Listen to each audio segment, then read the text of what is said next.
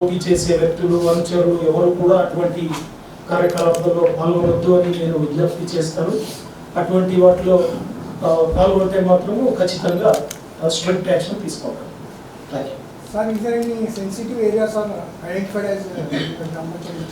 ఇప్పుడు దాదాపు ఒక 94 నిన్నటి వరకు జరిగిన మన పోలీస్ అధికారులు, రూరల్ లోకల్ బాడీ అధికారులు,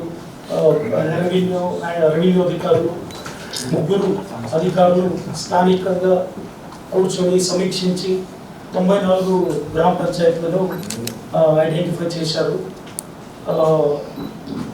వాటిలో దాదాపు 500-600 వరకు పోలింగ్ స్టేషన్స్ క్రిటికల్ ఉన్నాయి, సెన్సిటివ్ ఉన్నాయని ఐడెంటిఫై చేశారు. అది ఈరోజు రేపు మళ్ళీ పునః సమీక్షించి దాన్ని ఇంకా గ్రౌండ్ లెవెల్లో ఏదైతే పరిస్థితి ఉందో దానికి తగ్గట్టు దాన్ని రియలిస్టిక్గా తయారు చేస్తారు. ముఖ్యంగా ఈ కొన్ని మండలాలు మా దృష్టికి కూడా వచ్చినాయి. ఆ నంగునూరు మండలం అనేది దౌర్జన్యం చేసేవాళ్ళు, రౌడీజం చేసేవాళ్ళు, ఈ గూండాగాళ్ళు అందరినీ కూడా ఐడెంటిఫై చేసి ఖచ్చితంగా స్ట్రిక్ట్ యాక్షన్ తీసుకొని చట్టపరంగానే కంట్రోల్ చేస్తారు. వాళ్ళు లేకపోతే మానవీయత దృష్టిలో సహాయం చేయండి అనే ఒక ఎమోషనల్ ఒత్తిడి ద్వారా కూడా ఇటువంటి చర్యలు తీసుకునే క్రమంలో ఇటువంటి సెటిల్మెంట్కి అవకాశం లేదు. కాబట్టి ఇటువంటి మధ్యవర్తులు, మీడియేటర్స్ ఎవరైతే పోలీస్ స్టేషన్ బయట దుకాణాలు తెరిచి ఇవన్నీ సెటిల్మెంట్లు చేసుకొని బతుకుతున్నారో వాళ్ళందరినీ హెచ్చరిస్తున్నాను. ఇవన్నీ పోలీస్ స్టేషన్లో వచ్చి ఇవన్నీ సెటిల్మెంట్లకు డిపాజిట్ పెట్టుకొని కేసులు విత్డ్రా చేపిస్తామని, విట్నెస్లను కోర్టుకు వెళ్లకుండా చూసుకుంటామని, ఇటువంటివి అండర్ ఇన్వెస్టిగేషన్ కేసు కావచ్చు, కోర్టులో విచారణలో ఉన్న కేసులలో కావచ్చు, ఎవరైనా ఇటువంటి కార్యకలాపాల్లో పాల్గొంటే ఖచ్చితమైన సమాచారం సేకరించి యాక్షన్ తీసుకుంటాం. అదేవిధంగా విషయంలో కూడా ఈ సెటిల్మెంట్లకు ఎవరు దిగొద్దు, చట్టపరంగా ఇన్వెస్టిగేషన్ చేయాలి, సాక్ష్యాలను సేకరించాలి, కోర్టులో ఛార్జ్ షీట్ సమర్పించాలి. ఇంకా మిగతా వాళ్ళు కాంప్రమైజ్ అవ్వాలి లేకపోతే సెటిల్మెంట్ అవ్వాలంటే అది కోర్టులో న్యాయ ప్రక్రియలో భాగంగా మెల్లగా ఇది యువత సిటీలకు వెళ్ళి అక్కడ చిరు ఉద్యోగాలు చేసుకుని అక్కడ వేరే వేరే వ్యసనాలకు అలవాటు అయ్యి వేరే కారణాల వల్ల వాళ్ళు గ్రామాలకు వచ్చి మళ్ళీ ఇక్కడ ఉన్న యువతకు మళ్ళీ గాంజా సేవన అనేది జరుగుతుంది అనేది ఇది అందరికీ తెలిసిన విషయం. దీంట్లో ఇది సీక్రెట్ ఏం లేదు, ఇది ఓపెన్ సీక్రెట్. ఇప్పుడు పోలీసు మాత్రమే దీన్ని అరికట్టలేదు. దీనికి ప్రజలు, తల్లిదండ్రులు, కుటుంబము, గురువులు, టీచర్సు, అదేవిధంగా ప్రజా ప్రతినిధులు, ఊర్లో ఉన్న పెద్దలు అందరూ కూడా ఎటువంటి పనులలో పాల్గొంటున్న వ్యక్తులను ఐడెంటిఫై చేసి వాళ్ళని మా దృష్టికి తీసుకొస్తే వాళ్ళు కౌన్సిలింగ్ చేయడం ద్వారా కానీ లేకపోతే చాలా నటోరియస్గా ఉన్న వాళ్ళపైన లేదా ఇటువంటివి సప్లై చేసి డబ్బులు సంపాదిస్తున్న వాళ్ళపైన చాలా కఠినంగా చర్యలు తీసుకుంటాం. అదేవిధంగా ప్రజలు, పెద్దలు, తర్వాత ఒక సమష్టి భావము, ఒక ఊళ్ళో ఎవరైనా ఒకరు చెడిపోతే అది ఊరికే నష్టము అనే ఒక భావంతో ఊరు ఉండేది. ఇప్పుడు అటువంటి ఒకరు ఇన్స్టాగ్రామ్లో రీల్స్ కూడా పెట్టి అది నా దృష్టికి కూడా వచ్చింది.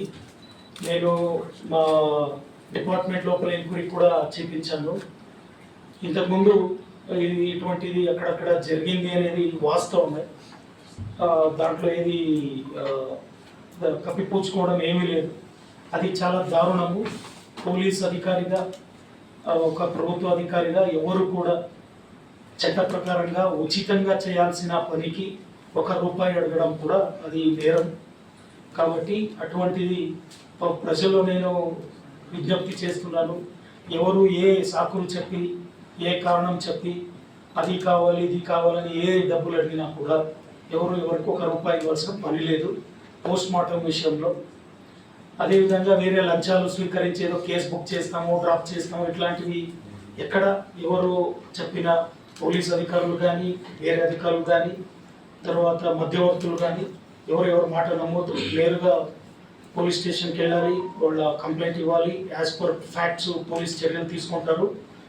అది కాకుండా వేరే ఇల్లీగల్ యాక్టివిటీస్ ఎవరైనా డిమాండ్ చేస్తున్నారు, మభ్య పెడుతున్నారంటే మా సీనియర్ ఆఫీసర్స్ దృష్టికి తీసుకొని రావాలని నేను ప్రజలను కోరుకుంటాను.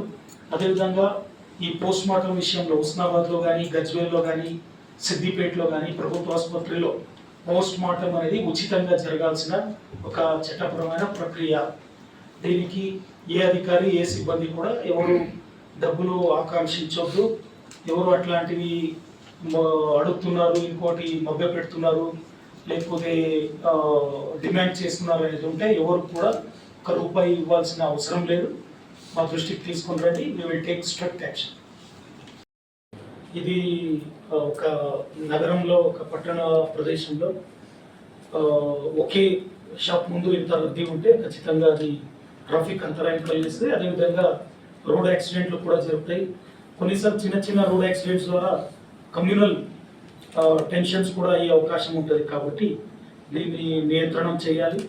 మన సిద్దిపేట ఏసీపీ గారికి, తర్వాత మన ట్రాఫిక్ ఏసీపీ గారికి నేను రిక్వెస్ట్ చేస్తాను, ఇటువంటి ఆర్టిఫిషియల్ కంజెషన్ క్రియేట్ అయ్యే ప్లేసెస్, పర్టికులర్లీ వైన్ షాప్ల ముందు వెళ్ళి అది స్టడీ చేసి ప్రత్యేక కార్యాచరణ చేసి అక్కడ కన్సర్న్ షాప్ వాళ్ళు సెక్యూరిటీ గార్డ్ని, ట్రాఫిక్ మార్షల్స్ని వాళ్ళు నియమించుకోవాలి. వాళ్ళ బాధ్యత అది.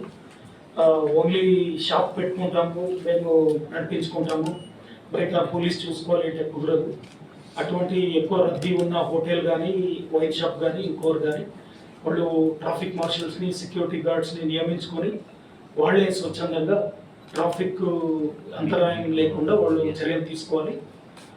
దాని మీద మన అధికారులు ఇప్పటి నుంచి పనిచేస్తారు. ఇటువంటి ప్లేసెస్ని ఐడెంటిఫై చేసి we will take corrective measures.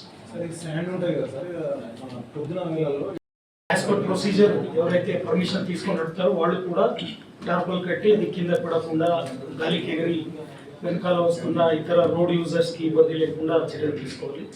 దాని మీద కూడా అవగాహన కల్పించాలి. తర్వాత ఇదే అలవాటు అయిపోయిన వాళ్ళపైన చర్యలు తీసుకోవాలి. విల్ ఫోకస్ అంటే తప్పు అంటే తప్పు, ఆ పార్టీ ఈ పార్టీ లేదు, ఏ పార్టీ వారైనా వాళ్ళ పని వాళ్ళు చేయాలి.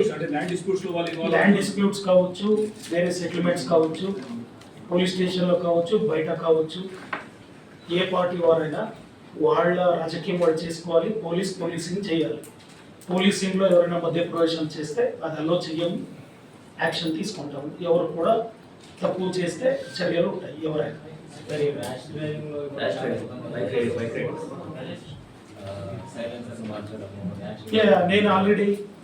నేను సిద్దిపేటలో 3 పోలీస్ స్టేషన్లు నిన్న సందర్శించడం జరిగింది. ఆ సందర్శన సమయంలో మన అధికారులకు ఒక నిర్దిష్టమైన సూచన ఇచ్చాను. నేను సిద్దిపేట నగరంలో ముఖ్యంగా 4 ముఖ్య విషయాలపైన మీరు ఫోకస్ చేయాలి. ఒకటి, నంబర్ ప్లేట్ లేకుండా బండి నడపడము. రెండోది, మైనర్స్ పిల్లలు బండి నడపడము. మూడోది, అతి ఎక్కువ సౌండ్ చేసుకుంటూ సర్కస్లు విన్యాసాలు చేసుకుంటూ రోడ్ మీద వెళ్ళడము. తర్వాత ఈ రెక్లెస్ డ్రైవింగ్, ఈ పాములాగా, స్నేక్ లాగా జిగ్జాగ్ డ్రైవింగ్ చేయడము. ఇటువంటివన్నీ స్ట్రిక్ట్గా కంట్రోల్ చేయాలని నేను మన అధికారులకు సూచించాను. అది ఇమీడియట్లీ విల్ స్టార్ట్. సార్, సిద్దిపేటలో కొంతమంది నంబర్ ప్లేట్ లేకుండా సైరన్ వేసుకొని తిరుగుతారు. వాళ్ళు కౌన్సిలర్ కాదు, వార్డ్ మెంబర్ కాదు, ఎవరు కాదు. కౌన్సిలర్ అయినా వార్డ్ మెంబర్ అయినా నార్మల్గా సైరన్ వేసుకొని లోకల్లో తిరుగుతారు సార్. అదే నేను చెప్తాను. కరెక్ట్, మీరు చెప్పిన దాంట్లో ఒక సమస్య ఉందంటే వాడు కౌన్సిలర్ కాదు, వార్డ్ మెంబర్ కాదంటే వాళ్ళు పెట్టుకోవచ్చు అనే అర్థం ఉంది. అట్లా లేదు. సామాన్య ప్రజలకు ఎట్లా రూల్స్ ఉన్నాయో వాళ్ళకు కూడా అదే రూల్స్ ఉన్నాయి. సైరన్ అనేది ఓన్లీ పోలీసు, తర్వాత ఎమర్జెన్సీ సేవలో ఉన్న అంబులెన్స్, వీళ్ళకి మాత్రమే చట్ట ప్రకారంగా అవకాశం ఉంది. మిగతా ఎవరు కూడా సైరన్ పెట్టుకోవడానికి లేదు. సైలెన్సర్ని మాడిఫై చేసి విచ్చలవిడిగా వాళ్ళ రుబాబు ప్రదర్శించడానికి ఎవరికి అధికారం లేదు. వార్డ్ మెంబర్కి లేదు, కౌన్సిలర్కి లేదు, ఎవరికి లేదు. అది ఎక్కడ కనిపిస్తే అక్కడ ప్రజలు మా దృష్టికి తీసుకొచ్చినా లేకపోతే మా దృష్టికి నేరుగా వచ్చినా కూడా యాక్షన్ తీసుకుంటారు. దాన్ని ఎట్లా ఎదుర్కోవాలి అది అందరూ అధికారులతో మేము కూర్చొని మాట్లాడి ముందుకు వెళ్తాం. దీనికి సొసైటీ సహకారం కూడా చాలా అవసరం సీసీటీవీ విషయంలో. సార్ ఇంకోటి ట్రాఫిక్ సిగ్నల్ కూడా లేవు సార్ 3 ఏళ్ల నుంచి సిద్దిపేట ట్రాఫిక్ సిగ్నల్ అదే ఇవన్నీ ఎంటైర్ సిటీలో మన ట్రాఫిక్ అధికారులతో ప్రత్యేకమైన నేను సమీక్ష సమావేశం పెట్టి సిద్దిపేటలో ఎక్కడైతే ట్రాఫిక్ విషయాలపైన ఇట్లాంటి సిగ్నల్ పనిచేయడం కానీ రెక్లెస్ డ్రైవింగ్ తర్వాత వేరే ఉల్లంఘనలు దాంతోపాటు ట్రాఫిక్ మెయింటెనెన్స్ ఎక్కడైతే ట్రాఫిక్ మేనేజ్మెంట్ కొన్ని వైన్ షాప్స్ ముందు హోటల్స్ ముందు ఇంకా కొన్ని షాపుల ముందు ట్రాఫిక్ అంతరాయం కలిగిస్తున్న విషయం ఇవన్నీ అంశాలపైన విస్తృతంగా చర్చించి 1 by 1 will keep improving the traffic in Siddipet. Traffic management correct లేకుండా వీళ్ళు అంటే కానిస్టేబుల్స్ కానీ వాళ్ళు ఎక్కువ శాతం ఈ ఫోటోల మీద దృష్టి పెట్టి దీని మీద ఏమైతుందంటే వైన్ షాప్స్ హాస్పిటల్స్ డాబాల వద్ద వెహికల్స్ అక్కడేమో కొట్టరు, ఈ రోడ్డు మీద వెళ్ళే వెహికల్స్ కొడతారు. దీని మీద విమర్శలు వస్తుంది. ఓకే, ఇది నేను సైబరాబాద్లో డీసీపీ ట్రాఫిక్గా కూడా పనిచేశాను. అక్కడ కూడా ఇది నిరంతరంగా వచ్చే ఆరోపణ పోలీస్ పైన. కానీ దీంట్లో కొంతవరకు వాస్తవం ఉంది. ఎప్పుడైతే ట్రాఫిక్ రద్దీ ఉన్న సమయంలో పోలీసు ఫోటో కొట్టుకుంటూ ఉంటే ట్రాఫిక్ పోలీసు ప్రజలు దాన్ని గమనించి ఖచ్చితంగా విమర్శిస్తారు. ట్రాఫిక్ రద్దీ ఉన్నప్పుడు ట్రాఫిక్ క్లియర్ చేయాలి, ఎన్ఫోర్స్మెంట్ పైన దృష్టి ఉండొద్దు అని.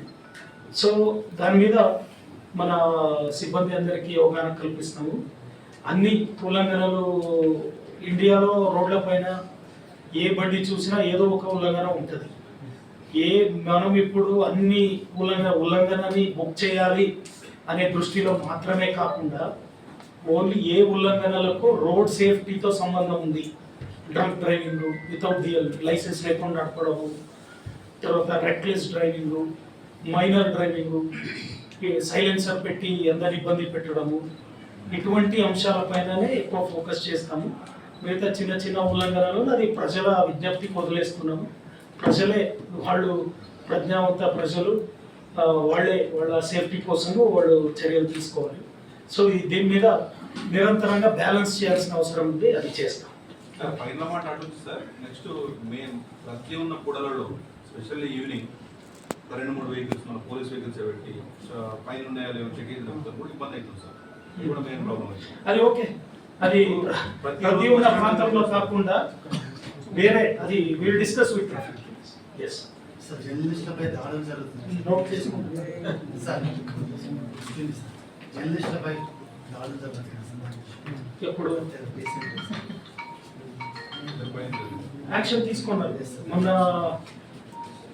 3 టౌన్ పోలీస్ స్టేషన్లో ఒక వ్యక్తి ఏదో న్యూస్ పబ్లిష్ చేశారు, ఆయన పైన ఓకే దాని మీద కేసు బుక్ చేయమని వెంటనే చెప్పారు. కేసు బుక్ చేశారు, వాళ్ళని అరెస్ట్ చేశారు, అందరినీ కోర్టు ముందు ప్రొడ్యూస్ చేశారు. ఇటువంటిది ప్రతి ఒక్క డెమోక్రసీలో మాధ్యమ స్వేచ్ఛ అనేది 4th estate, media is 4th estate. దాంట్లో భాగంగా వాళ్ళు ఎవరైనా వాళ్ళు వార్తలు పెట్టవచ్చు. బట్ ఆ వార్త మీద ఎవరికైనా ఇబ్బంది ఉంది అంటే వాళ్ళు కోర్టుకి వెళ్ళొచ్చు, పోలీస్ స్టేషన్లో వచ్చి క్రిమినల్ ఉంటే పోలీస్ స్టేషన్కి వచ్చి కంప్లైంట్ ఇవ్వచ్చు. అది సివిల్ మానహాని ఉంది అంటే కోర్టుకి వెళ్ళి చట్టపరంగా వాళ్ళు ప్రొసీడ్ అవ్వచ్చు. కానీ బుద్ధి నేర్పిస్తామని రోడ్డు పైన అడ్డుకొని కొట్టడము, వాళ్ళ ఆఫీస్ పైన దాడి చేయడము, ఇటువంటివి ప్రజాతంత్రకు వ్యతిరేకమైన చర్యలు. వీటిని పోలీసు ఖచ్చితంగా అలో చేయడు.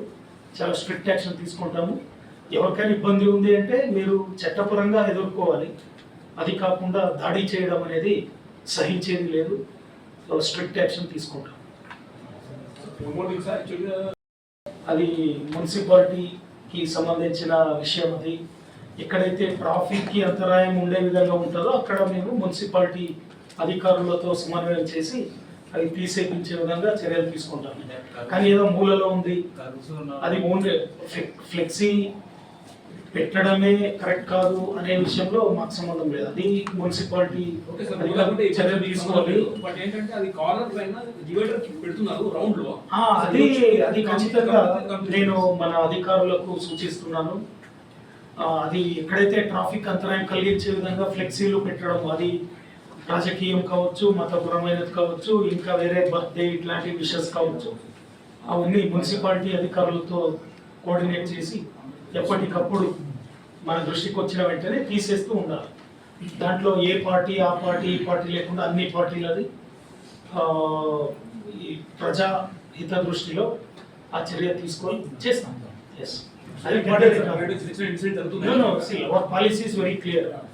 ఎక్కడైతే పబ్లిక్ ఇన్కన్వీనియన్స్ ఉంటుందో, ట్రాఫిక్ ఇన్కన్వీనియన్స్ ఉంటుందో, పబ్లిక్ సేఫ్టీకి భంగం కలిగించే విధంగా ఉంటుందో ఖచ్చితంగా మున్సిపల్ అధికారులతో కోఆర్డినేట్ చేస్తాం, తీసేస్తాం. దాంట్లో ఏం లేదు. That is our policy.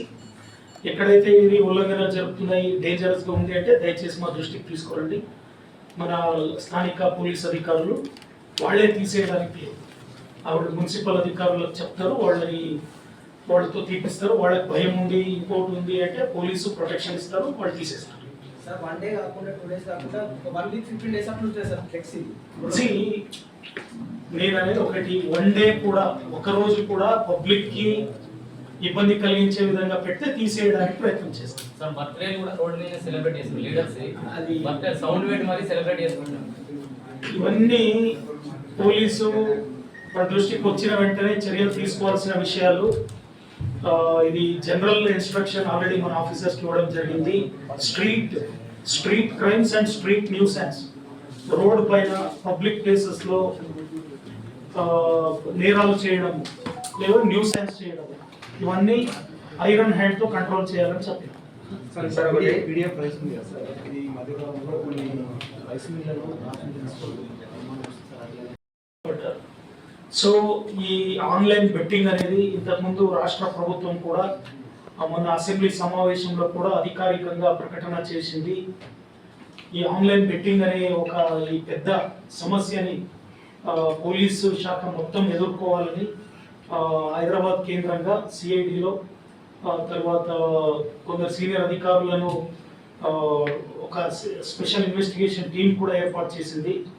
ఆ ఎస్ఐటి మొన్ననే నేను కూడా న్యూస్లో చూశాను, పెద్ద ఈ ర్యాకెట్లు నడిపిస్తున్న వాళ్ళు ఆన్లైన్ బెట్టింగ్ని వాళ్ళని అరెస్ట్ చేశారు. అదేవిధంగా చాలా పెద్ద పెద్ద ఇంటర్నేషనల్ ర్యాకెట్స్ కూడా దీని వెనకాల ఉన్నాయి. ఇంతకుముందు హైదరాబాద్లో కొంతమంది సెలబ్రిటీస్, ఈ యూట్యూబర్స్, ఇన్స్టాగ్రామ్లో సెలబ్రిటీస్, ఫిల్మ్ స్టార్స్, వీళ్ళందరూ కూడా ఇటువంటి ఇల్లీగల్గా ఉన్న ఆన్లైన్ బెట్టింగ్ అప్లికేషన్స్ని వాళ్ళు ప్రమోట్ చేస్తూ ఎవరైనా సెలబ్రిటీ వచ్చి దాన్ని ప్రమోట్ చేస్తే పబ్లిక్ నమ్ముతారు. తెలంగాణ గేమింగ్ చట్టం ప్రకారంగా ఆన్లైన్ బెట్టింగ్ అనేది ప్రొహిబిటెడ్, అది నిషేధం ఉంది. కాబట్టి ఈ ఆన్లైన్ బెట్టింగ్ అనేది ఇల్లీగల్ యాక్టివిటీ. ఎవరైనా ఆన్లైన్ బెట్టింగ్ ఆడుతున్న వాళ్ళపైన కూడా మీరు కేసు కట్టవచ్చు.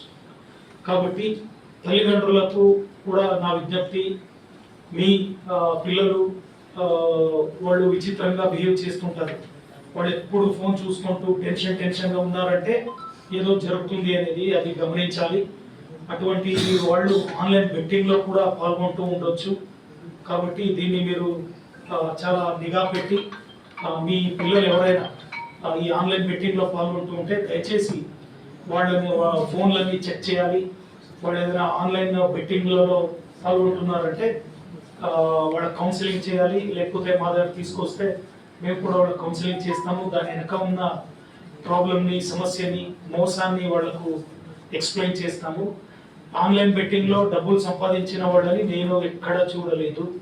ఆన్లైన్ బెట్టింగ్ అనేది దాని వెనకాల ఉన్న అల్గారిథంలోనే అది ఒక మోసపు కుట్రపూరితమైన ఒక ప్రక్రియ అది. కాబట్టి యూత్ దీన్ని గమనించాలి. ఏదో ఒకరోజు 100 పెట్టి 500 వచ్చినాయని నెక్స్ట్ డే 5,000 పెట్టి 20,000 పోతాయి. ఇట్లా అది ఒక చక్రంలో